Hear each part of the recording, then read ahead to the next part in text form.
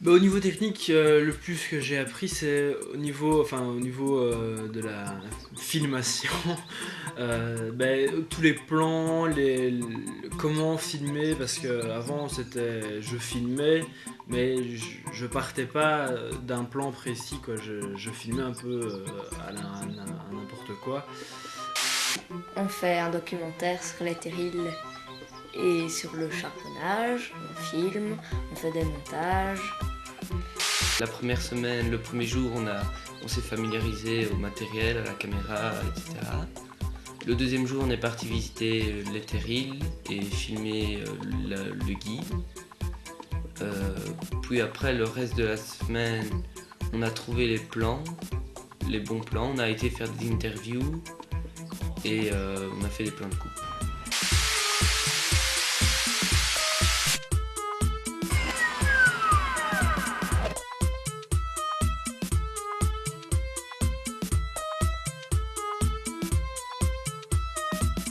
On vous écoute, faites attention à ce que vous dites maintenant, ça Oui, enregistre. voilà. Eh bien voilà, c'est l'entrée du terri Sainte-Eugénie. Il y a 360 millions d'années, la Wallonie se trouvait près de l'équateur. Elle était recouverte d'une forêt donc quasiment équatoriale. Et en fait, c'est cette forêt qui, en se décomposant, a donné naissance aux veines de charbon. Et la décomposition de la forêt s'est produite parce que comme il n'y avait pas de relief à ce moment-là, eh bien, il suffisait d'un petit mouvement des plaques tectoniques, un petit mouvement, pour que l'eau envahisse les terres, puisqu'il y avait peu de relief. Hein. Et donc régulièrement, la forêt en Wallonie, qui était une forêt équatoriale, était envahie par la mer. Alors comme elle était envahie par la mer, la forêt mourait, elle se décomposait, et c'est ce qui a donné naissance au charbon. Donc sous terre, on a souvent quoi? Une couche de grès qui correspond au sable qui s'est solidifié dans le sable dans lequel poussaient les arbres. Et puis il y a la couche de charbon, et puis encore plus loin une couche de grès, puis une couche de charbon, et tout le sous-sol wallon est fait comme ça. Les mineurs allaient dans le sous-sol jusqu'à 1500 mètres en profondeur, et alors ils retiraient le charbon, et tout ce qui n'était pas charbon, tout ce qui était pauvre en charbon, était mis sur le côté. Et en Wallonie, il y a 1184 terrils qui résultent de l'extraction du charbon pendant 8 siècles. J'ai commencé à 14 ans à travailler, comme épierreur. Donc ça veut dire le charbon qui remontait de la mine à ce moment-là, il était au triage sur un transporteur et on retirait les gros cailloux. Triage. Le triage. On retirait les cailloux avec, avec tout ce qu'il y avait autour. Hein. Dans la mine, il n'y a pas de WC. Hein. Faut bien comprendre ça. Hein. Ah ouais, On ne monte pas sur la petite question. Hein. Et alors moi, j'ai fait ça. De là, il y a quelqu'un qui est venu voir après moi après, un monsieur là, et j'ai été pour le poussier. Mais là, c'était pire que dans la mine. Hein. J'ai fait un an, et à 15 ans et demi, j'ai fait nouveau, fait plus ça. Poussier, c'est quoi, poussier? La poussière du charbon. Ça allait dans des cuffères, mais j'allais comme graisseur avec lui pour apprendre.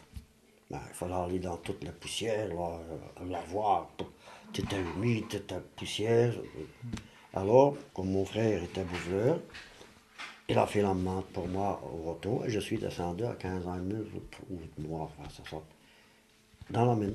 Premièrement, je gagnais plus, ça c'est un fait, et je ne mangeais pas tant de saloperies qu'au bouffeur, tu sais. Ouais, vous avez pas eu d'enfance, hein, quasiment. Mais on s'amusait, hein. Ouais, vous avez... Seulement, je vais te le dire, il peut bien le dire aussi, là, comme moi. On allait dans le bois. Ici, il y avait des pommes, parce qu'il y avait des pommiers dans le bois, ou des châtaignes. Il n'y a rien qui traînait, à mon ami. On les ramassait, hein. On allait aux châtaignes, on allait aux pommes, quand c'était le moment des cerises, on se le disait à l'autre, hey, c'est le moment. Pourtant, il y avait un chef-garde, hein. Une bande allait d'un côté, le chef-garde allait par là, l'autre allait par là. Et on bouffait les chats. Que maintenant, le pourrissent, hein. Tout Même pourri, les pommes, hein. les poires, hein, tout pourri pourri en dans terre les maintenant, même dans les vergers. Tu vois, c'est pour ça que je dis, ces vieux mineurs-là, et même nous, qu'on a connu ça quand même, nous autres, ça allait encore parce qu'on avait encore un peu à manger, moi, chez mes grands-parents. Oui, Mais ils ont connu toujours cette misère-là, ces gens-là. Moi, j'allais d'ici, comme lui l'a peut-être fait, au pont de l'Embussard, à l'Embussard. Il y avait, à l'autre côté, et plus loin, il y avait une boulangerie. On faisait la file pendant 4-5 heures pour avoir un pain gris. Et des fois, tu prenais le pain, tu le tapais au plafond, il collait. Attention qu'il ne faut pas, des fois, faire des années et des années pour être foutu. Nous autres, lui, c'est bien aussi, on a connu 2 jeunes, sur 2 ans de temps, il a lancé l'école. Hein. Ah oui, hein, les deux. C'est notre Japon une forte constitution. Ouais, mais plus vite apte à tomber malade et tout ça. Et alors, c'est surtout ce que tu Fallait respires, être hein, solide. parce que tout à début d'eux, allez, je vais citer un exemple, hein, moi, il me fallait 6 litres à la minute, par exemple. Lui, il en fallait 8, l'autre en fallait 10 de respiration.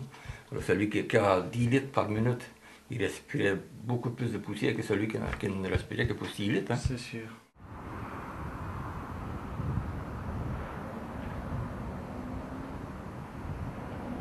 Depuis le XIIe siècle, au Moyen-Âge, on extrait le charbon. Mais à partir de la révolution industrielle au XIXe siècle, l'exploitation du charbon a pris des dimensions très importantes. Et il y a eu toute une succession d'immigrations. Il y a eu d'abord l'immigration des Flamands, hein, qui sont venus très tôt, depuis le début de la révolution industrielle. Donc la Flandre était très pauvre. Hein. Donc les Flamands venaient, quittaient leur campagne relativement pauvre pour travailler dans les charbonnages. Et puis il y a eu l'immigration italienne au début du XXe siècle. Il y avait déjà 17 000 Italiens qui fouillaient le régime fasciste en Italie. Puis pendant la Deuxième Guerre mondiale, il y a eu tous les malheureux du front de l'Est. Donc les nazis progressaient à l'Est. Et alors grosso modo, les Russes, ils les exterminaient tous, quoi. Donc pendant la Deuxième Guerre mondiale, on a eu toute une immigration de Russes et d'Ukrainiens qui sont venus travailler dans les charbonnages. Et puis à partir de 1946, il y a une immigration italienne très très importante. Là vraiment, c'était par train entier. Et puis après, l'État belge a organisé une immigration de la Grèce, de l'Espagne et aussi du Maghreb, Maroc, Tunisie, Algérie et de Turquie.